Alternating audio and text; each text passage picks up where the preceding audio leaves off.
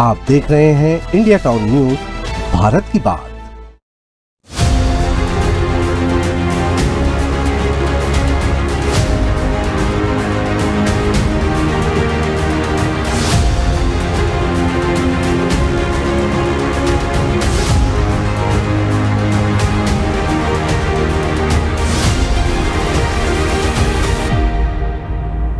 नमस्कार, आप देख रहे हैं इंडिया टाउन न्यूज और मैं हूं आपके साथ कमर गौस। आज के हमारे खास पेशकश बात बेबाक मयंक तिवारी के साथ में बात करते हैं जनसंख्या वाले बयान की, जिस पर सियासत गरमाई हुई है। इस पर चर्चा करने के लिए हमारे साथ मौजूद है इंडिया टाउन न्यूज के संपादक मयंक तिवारी। तिवारी जी, बहुत बहुत स्वागत है आपका। धन्यवाद कमर जी, मेरे तमाम दर्शकों को धन्यवाद, नमस्कार जी। तिवारी जी, पहला सवाल, आरएसएस प्रमुख मोहन भागवत ने कहा है कि आधुनिक जनसंख्या विज्ञान कहता है कि जब किसी समाज की जनसंख्या प्रजनन दर 2.1 से नीचे चली जाती है तो वो समाज दुनिया से नष्ट हो जाता है। कहाँ तक सहमत है आप?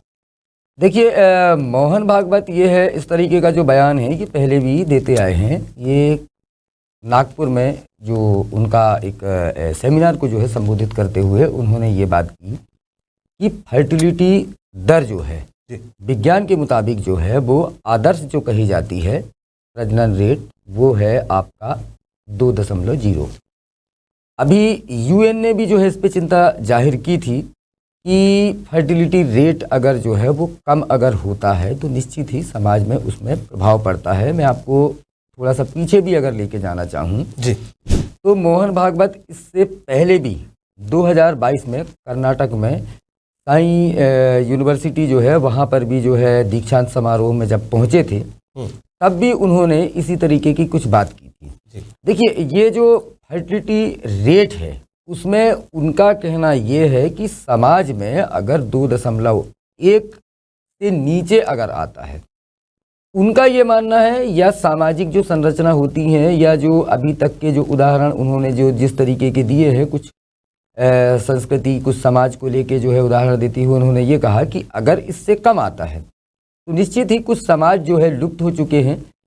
इसलिए जो फर्टिलिटी रेट है या आपका जो प्रजनन दर है उसको जो है आपको मेंटेन करना होगा। इसका मतलब कहीं ना कहीं ये लगाया जा रहा है कि बच्चे 2 ही अच्छे से बढ़ के बच्चे लगभग 3 तो हों जी। लेकिन अगर हम बात करें समाज की, तो समाज तब भी नष्ट होता है जब उस पर संकट हो या संकट ना भी हो। देखिए, समाज के नष्ट होने के बहुत सारे कारण हैं। बिल्कुल, पहले के समय में बीमारियां जो होती थीं उसके चलते जो है पूरा समाज, क्या गांव का गांव पूरा नष्ट हो जाता था। उसके साथ साथ क्या होता था कि अनुवांशिक कुछ रोग जो है कुछ समाज में चले आते हैं, उनके कारण भी जो है उनका जो युवा दर जो रहती हैं, युवाओं की मृत्यु होना, या बहुत सारे ऐसे समाज रहे हैं। आप ये आदिवासियों के क्षेत्र में जाएं, मंडला क्षेत्र है, डिंडोरी क्षेत्र है, जो है आपको वहाँ पे बता दूं कि कुछ ऐसे समाज हैं जिनमें एक जो बीमारियां हैं वो लगातार अनुवांशिक तौर पे चली आ जाती हैं।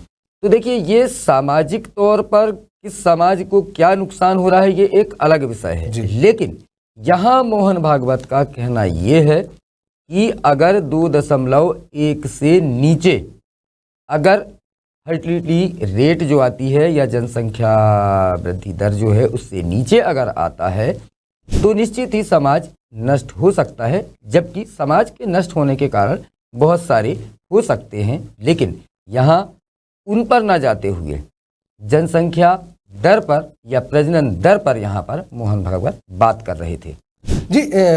तिवारी जी, एक सवाल ये भी है कि लगातार जनसंख्या की अगर हम बात करें तो पार्टिकुलर एक समाज पर भी तरफ उंगली जाती रही है हमेशा। बिल्कुल, कि यहाँ पे जो है तो जनसंख्या दर ज्यादा है जी।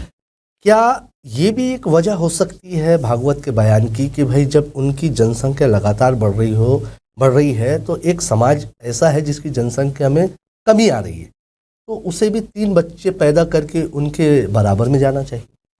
देखिए, ये कहीं ना कहीं जो शुरू से आज़ादी के बाद से जो बातें सामने आई हैं, मैं उसे खुलकर बोलना चाहूँगा। ये हिंदू और मुस्लिम समाज के बीच में इस तरीके की बात होती रही है। हमेशा ये आरोप रहा है जो मुस्लिम पक्ष है तो उन लोगों के लिए ये हमेशा कहा जाता है कि वो तो 6 बच्चे पैदा करते हैं, वो 7 बच्चे पैदा करते हैं, वो ये है। बिल्कुल। लेकिन इधर जो है हिंदुओं के बारे में कहा जाता है कि नहीं, 2 बच्चों से ज़्यादा अगर वो करेंगे तो उनको सरकारी योजनाओं का लाभ नहीं मिलेगा। ऐसे कोई नियम जो है मुस्लिम जनसंख्या को नियंत्रित करने के लिए नहीं है। लेकिन मैं आपको सच्चाई बताऊं कमर जी, तो बीते समय में जिस तरीके से जागरूकता आई है, समाज जब से पढ़ाई लिखाई की ओर अग्रसर हुआ है, मुस्लिम समाज भी इस ओर सोचा है। आज के समाज में, आज के परिवेश में अगर देखा जाए तो सबसे ज़्यादा जो है गिरावट अगर आई है तो जनसंख्या दर में मुस्लिम समाज में आई है। ये जागरूकता के चलते है जी। पुराने समय में क्या होता था, देखिए पुराने समय में आप चाहे हिंदू पक्ष हो या मुसलमान है समाज हो या कोई सा भी समाज हो, उस समय इतनी जागरूकता नहीं थी, जिसकी वजह से हर घर परिवार में बच्चे ज़्यादा होते थे। उसका कारण क्या होता था, लगता था कि अगर बच्चे ज़्यादा होंगे तो उनका जो परिवार है, उनकी जो इकाई है समाज में ज़्यादा ताकतवर होगी जी। इसके साथ साथ क्या लगता था कि अगर ज़्यादा लोग रहेंगे घर में तो ज़्यादा कमाने वाले रहेंगे, आर्थिक स्तर उससे जो है अग्रसर होगा या बढ़ेगा, इस तरीके की सोच थी। लेकिन अब इसमें निश्चित ही बदलाव आया है और दोनों ही जी समाज के या अन्य समाजों की भी प्रजनन दर में कमी आई है। निश्चित है, अगर तुलना अगर करते हैं तो इधर हिंदुओं में भी कमी आ रही है तो इधर मुस्लिमों में भी कमी आ रही है। इसीलिए किसी एक समाज को टारगेट करना जायज मैं कम से कम नहीं कहता। जी जी। जिस तरह से बयान आया है मोहन भागवत का, और आप भी देख रहे हैं कि एक सियासत जो है तो एक अलग ही तरह से गर्मा गई। हालांकि मोहन भागवत के इस बयान पर विपक्ष ने कड़ी प्रतिक्रिया दी। समाजवादी पार्टी एसपी के प्रवक्ता फारूक हसन चांद ने कहा कि मोहन भागवत पिछले कुछ समय से जब कुछ बोलते हैं तो वो बीजेपी को असहज कर देते हैं। पिछली बार भी जब मोहन भागवत ने कहा था कि हर मस्जिद में मंदिर क्यों ढूंढना, तभी बीजेपी वाले केवल मंदिर मस्जिद की राजनीति करते नजर आते हैं और ये लगातार ये मुद्दा उठा है। देखिए क्या होता है, आरएसएस का कोई भी बयान हो जी, या उसके प्रमुख का अगर कोई भी बयान हो तो ये समझा जाता है राजनीति के क्षेत्र में ये एक नसीहत है भारतीय जनता पार्टी को। जी। अब चर्चा इसमें होना स्वाभाविक है कमर जी, क्योंकि दूसरी पार्टियों को ये लग रहा है कि मोहन भागवत ने नई जनसंख्या नीति लाने के लिए इस तरीके की बात कही है और जिससे भारतीय जनता पार्टी जो है इसे क्या सीख के तौर पे मानेगी या फिर जो है मोहन भागवत का, देखिए हमेशा ये होता रहा है कि आरएसएस और भारतीय जनता पार्टी, आरएसएस अगर कुछ कहती है तो निश्चित है कि भारतीय जनता पार्टी उसे आगे बढ़ाने का काम करती है। ऐसे में ये कहना बिल्कुल लाजिमी होगा कि राजनीतिक लोग अगर जो है इसे, अगर इस बयान के कई मायने निकाल रहे हैं तो इसीलिए निकाल रहे हैं क्योंकि मोहन भागवत के बयान को सीधे तौर पर इस तरह से जोड़ के देखा जा रहा है कि भारतीय जनता पार्टी नई जनसंख्या नीति लाने वाली है और जिसकी शुरुआत इस बयान को देकर मोहन भागवत ने कर दी है। जी कमर जी। जी तिवारी जी, मैं ये भी जानना चाहूँगा कि एक बीजेपी की तरफ से एक सिलसिला शुरू हो जाता है किसी भी चीज़ को, एक मुद्दे को पकड़ के बयान देने का। उसी तरह जनसंख्या को लेकर चला, उससे पहले मस्जिदों में मंदिर ढूंढने की बात हो, लेकिन जब मोहन भागवत इस पे एक बयान देते हैं उस पर विराम लग जाता है। मोहन भागवत ने, मैं आपको जैसा कि जिक्र कर रहा था, 2022 से इस तरीके के जनसंख्या को लेकर बयान देना चालू कर दिए हैं। जी। मोहन भागवत ने तब कहा था कि जंगल में भी जो जानवर होते हैं वो खाने और ज़्यादा बच्चे पैदा करने पर जोर देते हैं या ध्यान देते हैं या ये काम वो भी करते हैं। बिल्कुल बिल्कुल बोला। ये जंगल का कानून है। जंगल का कानून इसीलिए है क्योंकि वहाँ पर अपने समाज को या अपनी प्रजाति को बचाने के लिए, ताकतवर होने के लिए ज़्यादा बच्चे पैदा किए जाते हैं, लेकिन ये जंगल का कानून है। बिल्कुल। वहीं उन्होंने ये कहा था कि समाज में अगर इस तरीके की प्रवृत्ति होती है, अगर समाज में लोग ज़्यादा ताकतवर होते हैं तो ये अगर ताकतवर हैं तो दूसरों की रक्षा करेंगे, ये इंसानियत है। इस तरीके से उन्होंने समझाया था। अब अगर आप बात कर रहे हैं जो लगातार इस पर राजनीति होना या मोहन भागवत के बयान या मंदिर और मस्जिद और ये सारी चीज़ें जो है देखिए, शुरू से भारतीय जनता पार्टी अमूमन आरएसएस का जो मुद्दा रहा है, एजेंडा रहा। उसका जो एजेंडा रहा है, बिल्कुल। उसे लेकर आगे चलती रही है।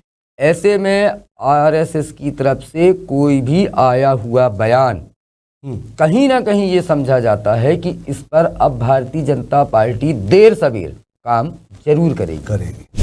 जी, इसी बीच कांग्रेस जो है, मतलब जो विपक्षी वो है, लगातार इल्ज़ाम का दौर जारी है। अब जनसंख्या को बढ़ाने की जहां बात हुई है, वहीं ये सवाल भी उठा है कि अगर आप जनसंख्या बढ़ाने की बात कहते हैं तो क्या नौकरियां दिलवाओगे? जी, अगर फसल की ज़मीन कम हो रही है, मोहन भागवत चाहते हैं कि 2 से ज़्यादा बच्चे हो, तो देश में वैसे ही बेरोजगारी है, तो ये एक तरह से कांग्रेस की तरफ से साफ तौर पर उमंग सिंगार ने ये बयान दिया है कि मोहन भागवत एक तरफ अगर जनसंख्या को बढ़ाने के लिए 3 बच्चे पैदा करने की वकालत करते हैं, तो सबसे पहले, और ये प्रश्न भी लाजमी है कि आज जो है बेरोजगारी का स्तर जो बढ़ रहा है, ये सारी चीज़ें जो आप देख रहे हैं, आर्थिक स्थिति लोगों की किस तरीके से है, क्या है, कहाँ जा रही है, तो निश्चित है कांग्रेस को इसमें एक मौका जरूर मिला है, या विपक्षी जो दल हैं उनको एक मौका जरूर मिला है।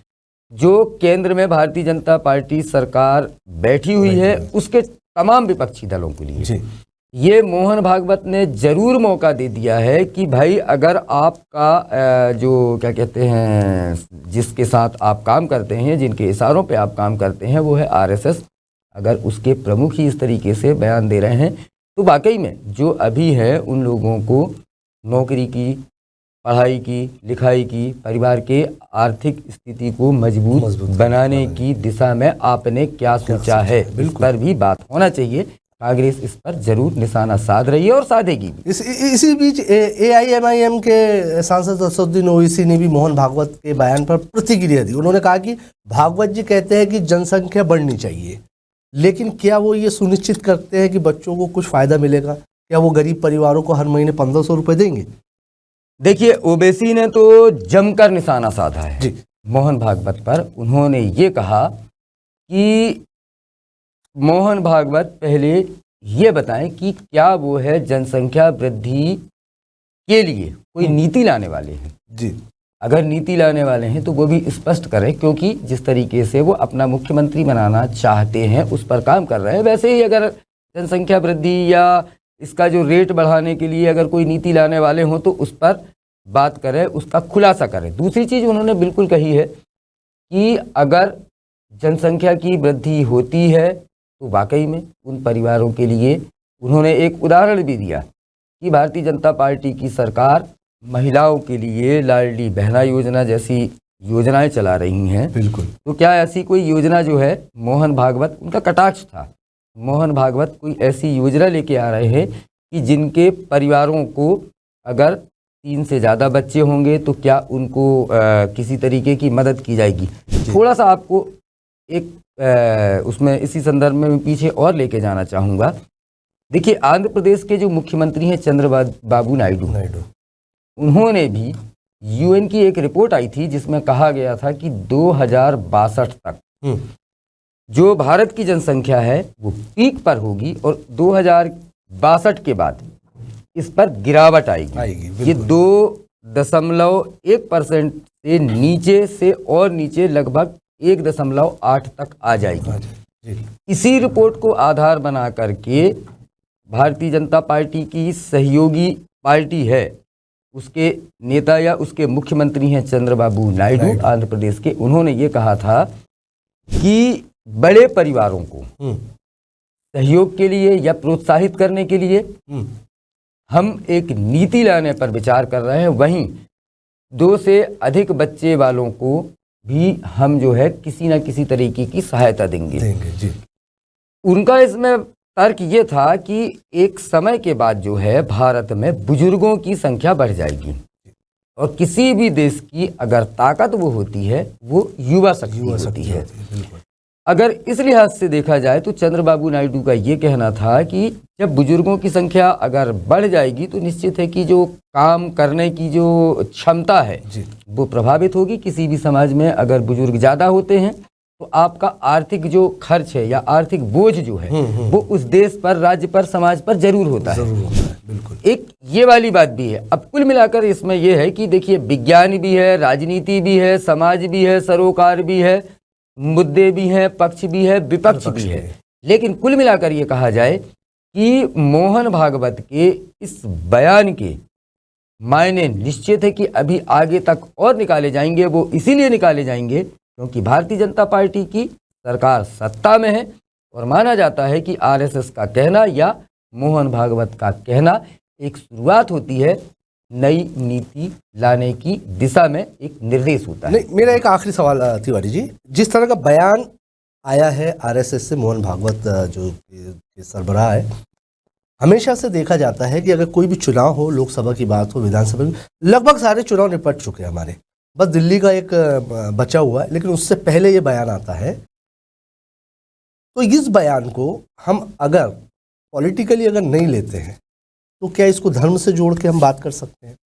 देखिए, इसके मायने ये हैं कि अभी चुनाव जो हैं दिल्ली में है, दिल्ली के साथ साथ जो है क्या है, भारतीय जनता पार्टी अभी जो है लगातार अपने जो प्रदर्शन है उसको बढ़ाती रही है, अच्छी सफलताएं उसको मिलती रही है। ऐसे में अभी जो महाराष्ट्र का चुनाव जो गया है उसमें कहा जा रहा है कि भारतीय जनता पार्टी को अगर इस बम्पर जीत को दिलवाने में किसी का योगदान रहा है तो वो आरएसएस का रहा है। तैयारियां जो हैं भारतीय जनता पार्टी हो या आरएसएस चुनाव को लेकर नहीं करती, चुनावों से बहुत पहले करना चालू कर देती हैं। उन्हें अगले चुनाव का भी ख्याल है, उसके अगले चुनाव का भी ख्याल है। ये कुल मिला के धर्म को लेकर चलना हमेशा से भारतीय जनता पार्टी की एक नीति, एक एजेंडा रहा है, वो उससे कभी नहीं भागते। माहौल अभी जो जिस तरीके का चल रहा है, धार्मिक जो प्रचारक हैं वो जिस तरीके से दौरा कर रहे हैं, बातचीत कर रहे हैं, रैलियां निकाल रहे हैं, ये सारी चीज़ जो है, एक वर्ग है जो इन बातों पर खास ध्यान देता है और इस पर जो है खास नज़र भी रखता है। ऐसे में मोहन भागवत जी का जो बयान है समय समय पर आता रहता है। इसे चुनाव से लेके या चुनाव के बाद की तैयारी या चुनाव के पहले की तैयारी इससे लेकर नहीं जोड़ा जा सकता। जनरली वो जिस तरीके से बयान देते रहते हैं जी, वो देते रहते हैं जी। मोहन भागवत के बयान के बाद जनसंख्या वृद्धि और जनसंख्या नियंत्रण के मुद्दे पर देश भर में बहस तेज हो गई। विपक्ष ने इस पर राजनीति करने का आरोप लगाया है, जबकि संघ प्रमुख ने इसे समाज के अस्तित्व से जोड़ते हुए जनसंख्या नीति पर ध्यान केंद्रित किया है। ये था आज का हमारा मुद्दा, जिसपे मयंक तिवारी जी ने बेबाक जवाब दिए। बहुत बहुत धन्यवाद तिवारी जी। धन्यवाद कमर जी। फिर मिलेंगे किसी और मुद्दे के साथ, और मुझे दीजिए मेरी पूरी टीम के साथ इजाजत। नमस्कार।